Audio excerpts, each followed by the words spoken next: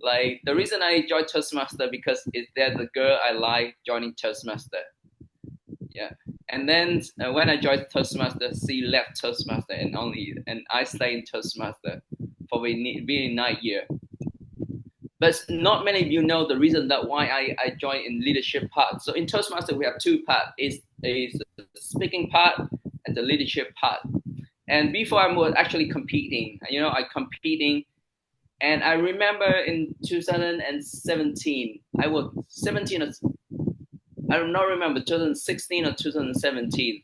So in 2017, I was competing with a humorous speed contest, and it took me 3 months to actually grab the speed, writing all the detail, put on all the detail. And I remember the day that is I won a speed contest, and that moment, I won the speed contest. I thought it's going to be a wonderful, amazing experience. But I remember like got the trophy, and I say to myself, "That's it." Like get a trophy, and that all done. And I remember that is I look at the organizing team. I look all the organizing team after they done all the organizing the contest and thing. I see their smile. I see that why is so happy. I thought I'm the happy person because I got the trophy. Then I see the organizing team was so happy. And in that moment, you know what I thought in mind? I say, I want that happiness. I want that happiness. I want the happiness that is I create the content and create the state for people to shine, create the environment for the people to grow. And in that after that very moment, I knew exactly what I want. And from that moment I keep competing and I start to be a leader. And so that why after that day in had like in my home club is Hanoi speaker Toastmaster. Normally people don't become an area director. We're not interested in that. And but in that day, I know that I want to serve people, and that's why I become a leader part. And yes, thank you, Harry. Harry, can you can conduct the contest for me to join? Sure, I can. And so now it's a big now when you become a leader, there's something is a lot of challenge will come. And some of you right now is you're Exco, and some of you are Division B director. And so the journey of mine is to become the leader is very challenging because I am trained to be a great worker. So that means when you are a member, it's totally different when you are the leader. Because the member, your responsibility is to do your job well. But when you become a leader, it's totally different story. You play a different game right now. When you're a member, you know how to do the job well. But when you're a leader, your job is not responsible for the job. Your job is responsible for the people who are responsible for the job. Do you see? And anyone see the difference?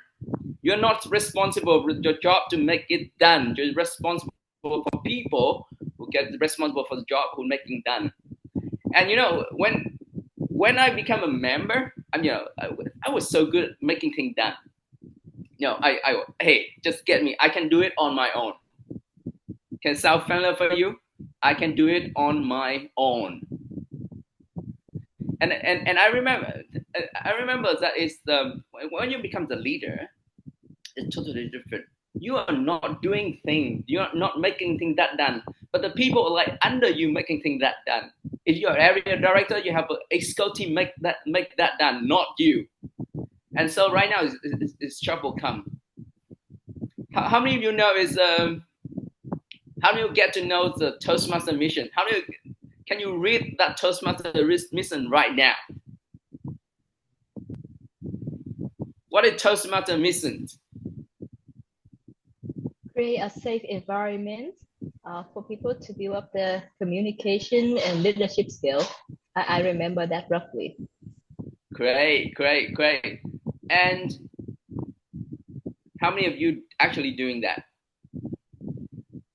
How many of you get the job done? Or how many of you actually create the environment that the people can improve their communication and leadership skill.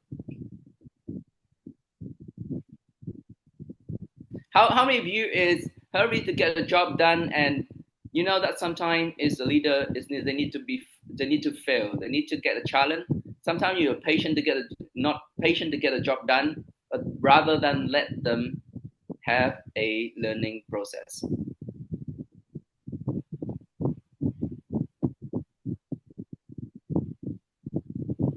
So during the time that I is a different director, you know, I don't know. I don't know why I get the president this thing with Toastmaster. So in different V we have a lot of DCP. I don't know why I get president this thing with I have no aim on that. So before the day that I get to I become the different V director, I gather all the team and I say, you know what, it's this year your success is my success. In this year, my success would be in the end of the day, all the team gather together and say to me, "Hey Harry, I grow so much this year. Thank you for thank you for allowing me to join." And I remember in that year, that is what my measure. That how many people grow that year could be my measure. And so in that year, that what I focus. That's like when the people got a challenge, I would come to ask them, hey, how do you feel? What happened to you? What's going on? And so you see the people we have a DCP and we have a people, and so the people focus on DCP and they didn't know that the DCP actually is a metric for you to measure people growth. Our goal is not the DCP. Our goal is to see people grow. That Toastmaster mission, that we create environment for the people to grow. In the end of the day, you see is how people grow. That our success. You know, you could like have a great DCP this year. The next year they have a new DCP. You need to complete a new DCP. But the people who grow, what skill you have, what the mindset you have, it will stick to you until you die. That's what I want you to focus on. That what I want to invite you to focus on. Not about people, not about DCP is for you to measure.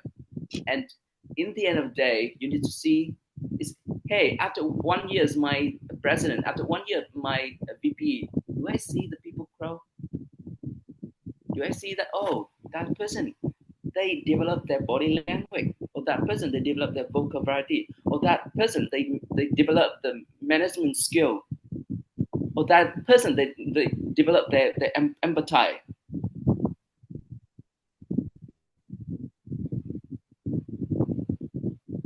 So you really want to see it.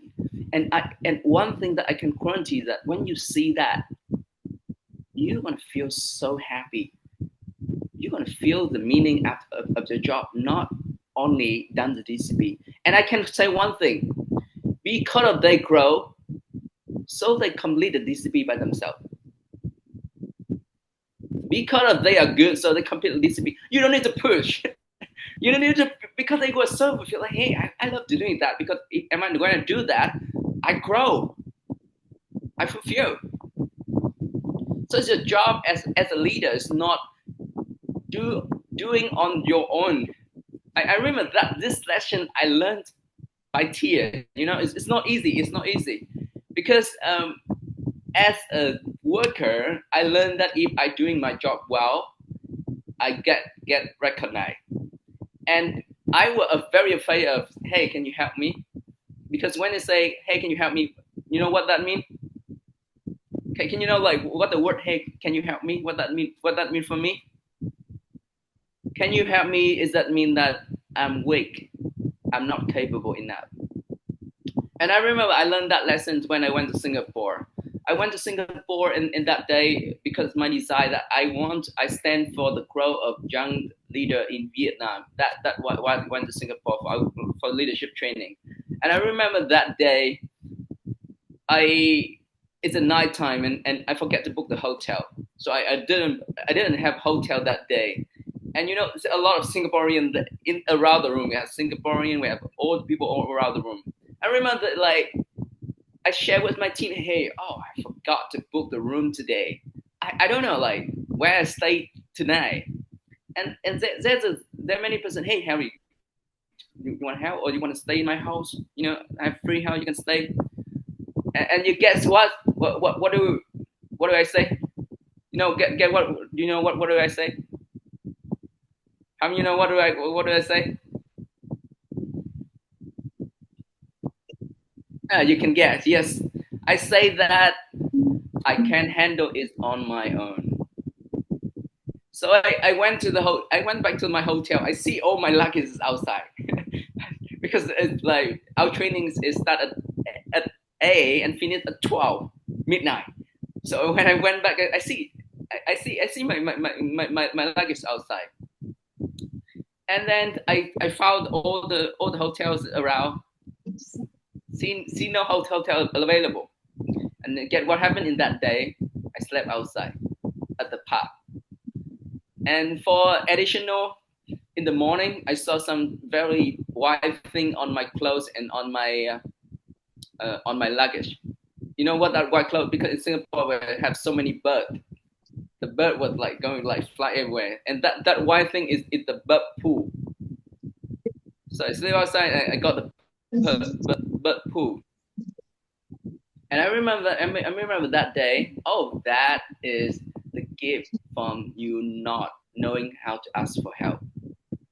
And I remember that. Okay, and then I need to practice that. If you come the leader and you're not asking for help, that means you not do something big. If you can do things, and soon as from turning to from the worker turning to the leader, you will soon realize that you cannot do things on your own. And if you skip like I can do it on my own, you limit your potential. So I remember that, and I said, oh, I need to train that. If I want to train the leader, I need to learn this lesson. So I went back to that day. Also, we have a training section. I went to the training section. I purposely not booking the room. So at night time, I say, I'm sorry, I don't have room. I don't have room tonight. Uh, and then when I ready to open my eyes, say, can you help me to do that? It's not easy. It's not easy to say, hey, can you help me? It's not easy at first. It's oh my goodness. Why I can't do so many crazy things? Why is just asking for help was so difficult? And I remember that day I said, I need to do that. I need to do that. And finally I say to one of the guy from Singapore. Uh, his name is Kai Jan. Kai Jan is a pilot in Singapore. I say, hey, like Kai Jan, I need help. I don't have room tonight, and it's not. Then I want to sleep outside. So can you help me to find a room in Singapore? And I remember him was like he was driving very fancy car, and he say, "Oh, get on the car." And finally, he drove me to a 5-star restaurant. No, sorry, 5-star hotel. And he said to me, "The hotel paid. Just get in and feel free to stay." And I remember that moment. That is the power of asking. You're asking. If you didn't have no help, asking your help. Have you asked for help? That is one of the things that you need to master. You need to master asking for help. Oh, I see. Can I ask how many time left do I have? I didn't see the time here.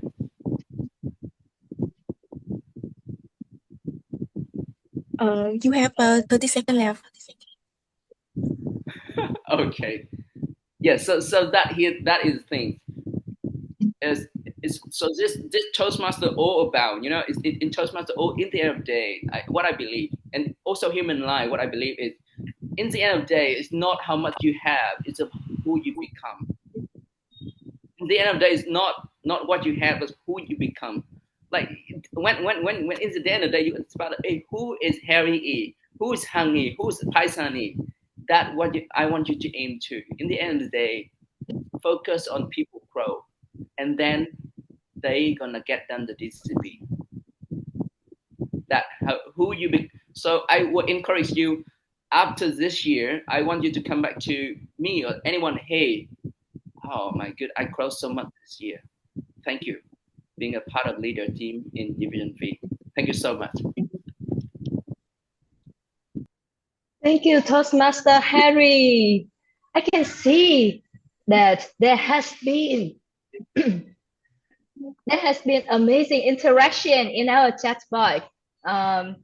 Your story, the lessons, and the inspiration has been powerful and so much relatable that the chat box almost get burned with a lot of comments and interaction there. Thank you so much for the inspiring message and the valuable lessons of leadership. We got to master the skill of asking for help. And next, this morning, we would be able to benefit from the leadership experience and treasure from generations of leadership. And now we will hear from a leader who exemplifies servant leadership and growth through every stage of the Toastmaster journey. Let's welcome honorary advisor for District 97, distinguished Toastmaster Bison Salor.